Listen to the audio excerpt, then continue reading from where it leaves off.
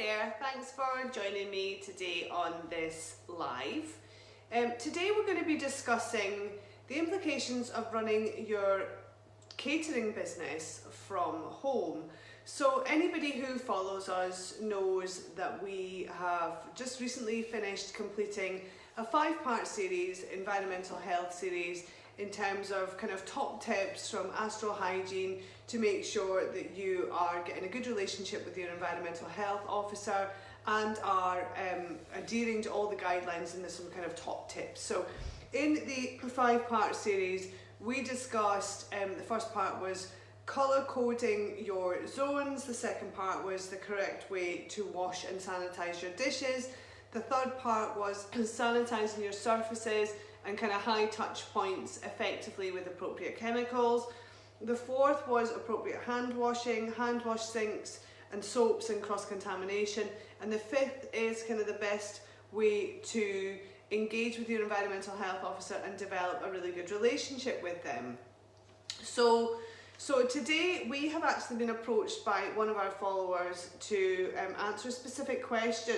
So I thought in answering this question it would be a good opportunity for us to kind of make a blog. So I've written a blog and it's being uploaded now by our social media team, and I've decided to do a vlog as well to run alongside it, so we can upload that onto our YouTube channel, which you can subscribe to. Or you could potentially share this video on Facebook or share on Instagram and follow us.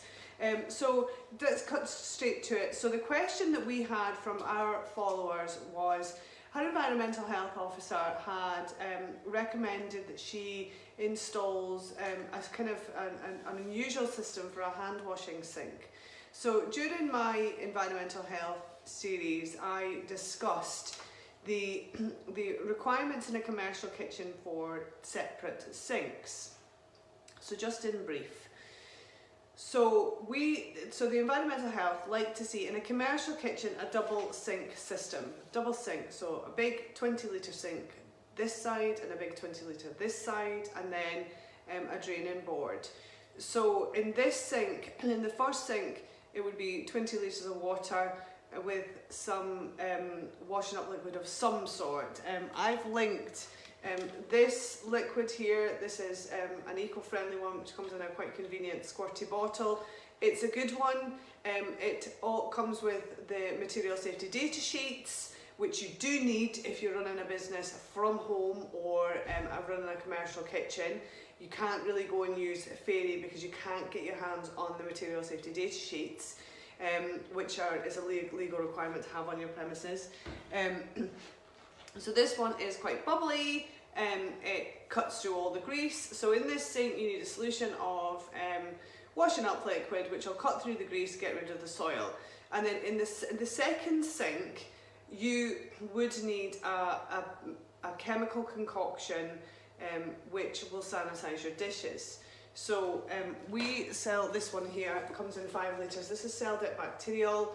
This is a sanitisation, an accredited sanitiser which will kill all foodborne bacteria if you pop your dishes in a correctly diluted solution of this chemical, and then you basically just pull them out. So you drop them in for 5 minutes. So by correctly diluted, this is an area that lots of our commercial kitchens don't really think about. So if you think, how much liquid does your sink take? And most people will say this is a 20-litre sink. Fine. Where on this sink is 20 litres? Where are you filling your water up to? Because you need to make sure that the dilution is absolutely correct. And if the dilution is correct, then you can be absolutely certain that your dishes are going to be sanitised. If it is not strong enough, if the solution isn't strong enough, then it's not going to be effective at killing the bacteria. So I would propose that you fill up your sink in a commercial kitchen and just mark on the line 20 litres, so that when you do get an environmental health visit, you can say, well, this is 20 litres here, and then I would put in this amount of pumps of the Pelican pump or this amount of millilitres of Celtic Bacterial. So you would only need the Celtic Bacterial or a solution to sanitise your dishes, and if if everything was not going through the dishwasher. So dishwashers are by far the most effective way at disinfecting your dishes. Thermal disinfection, so hot environments, kill bacteria, so make sure that your dishwasher, your commercial dishwasher, is cranked up as high as it can go, and make sure that it's got a good kind of machine dishwash to cut through all of the soil, all of the grease, and a good rinse aid to make sure that your dishes come out looking sparkling clean and without any kind of residue on them. You only need the cell dead bacteria or the sanitising solution for your dishes if you don't have a dishwasher that you can fit everything through, or that you want to put everything through. So in my blog I reference kind of large pots, which often in commercial kitchens can't fit through the dishwasher, so you'd need some cell dead bacterial to sanitise them, or a special expensive set of knives that you don't want to put through the dishwasher. You then need cell dead bacterial to sanitise them as well. So in a domestic kitchen, so if you're running your kitchen business from home, you'd still need a dishwasher that's very, very hot to thermally disinfect things, and then you'd also need a cell dead bacterial, because it's unlikely that you'll be able to fit large soup pots or any kind of your large kind of oven trays for your cake business or whatever through your dishwasher. So you do need some cell dead bacterial or something of that kind of measure to kill the bacteria.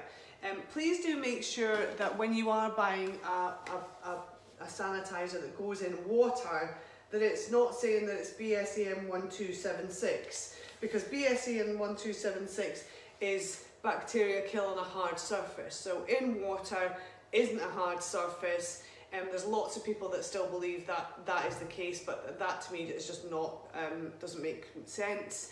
And it doesn't make sense to the laboratories that test it, and it doesn't make sense to the accrediting bodies, it doesn't make sense to the European Chemical Council. So anything that's saying that it's 1276, BSEN 1276, and it's saying that it kills bacteria in water, that's not accredited. So just watch out for that. So you'd need that in your commercial kitchen. And kind of just while I'm on that, commercial kitchen, domestic kitchen, you'd also need something like this. This is our own kitchen cleaner sanitizer. This is BSEN 1276, because this will kill 99.9999% of bacteria on a hard surface. So before you start your cookery for the day, spray down all your surfaces, leave it for 30 seconds, and then wipe it down with a piece of blue centrifuge or a piece of kitchen roll. That's probably advised over a cloth, and then start your cooking. In between cooking different types of foods, again, spray your area down and wipe it down with a piece of kitchen roll. So both in commercial kitchens and in domestic kitchens where you're running a kitchen business from home. Dettol is not accredited.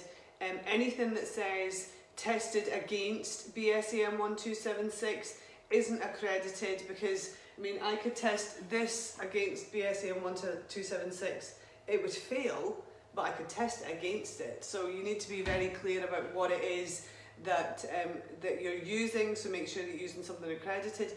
Make sure that you are using something from a distributor who can supply the safety data sheet. So against this and against the cell debt and against our washing up liquids, on our website we have the safety data sheets, so they're readily available for you to download, and it is a legal requirement that you keep them on site. So back to the question. The question from our follower was, my environmental health officer, I'm running a kitchen business from home.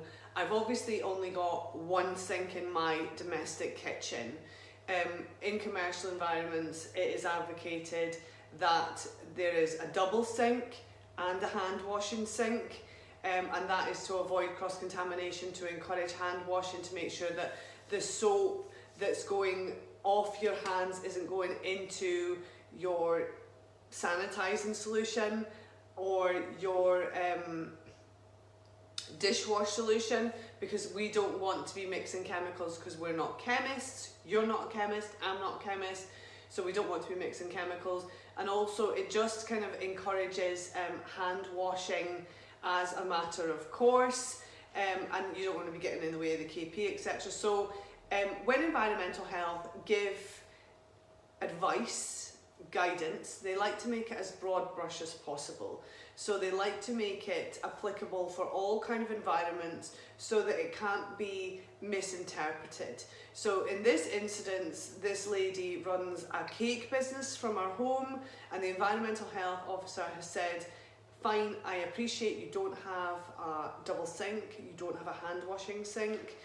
We can do without the double sink if you do, you know, if you sanitise any dishes that are not going through your dishwasher, and then you know, you take them out, and then you know, you wash them with a dishwash solution, you take them out, then you fill up your sink with a sanitising solution, and then you pop them in there. That is a workable solution for me as environmental health, and it'll work for you, and it'll make sure that all the hazards and the bacteria, etc. have been killed, and we're coping with that. I'm quite happy with that. Environmental health here are demonstrating their flexibility. They've also said that with regard to a hand washing sink, they would like her to have a basin, so like a plastic basin of hot water, lukewarm water, so that she can, with a bottle of soap next to it, so that she can wash her hands with the soap over this basin of hot water, so that she's not mixing chemicals, so that she's not cross-contaminating. And then she has got a hand washing sink there readily available at the start of every catering session. I would advocate that that is a really good advice, and actually it's environmental health trying to be really flexible, particularly in the light of the pandemic. And you know, lots of new businesses have started as a result of the pandemic. People are now starting to sell their goods, and as a result of selling their goods, they need to register their business with the Food Standards Agency and Environmental Health. So this is a really good practice. The guidelines have been amended, and I would say that it's good advice. It's actually demonstrating Environmental Health's willingness to work with people who are running a catering business from home, and it demonstrates their flexibility. So Louise, I hope that does answer your question.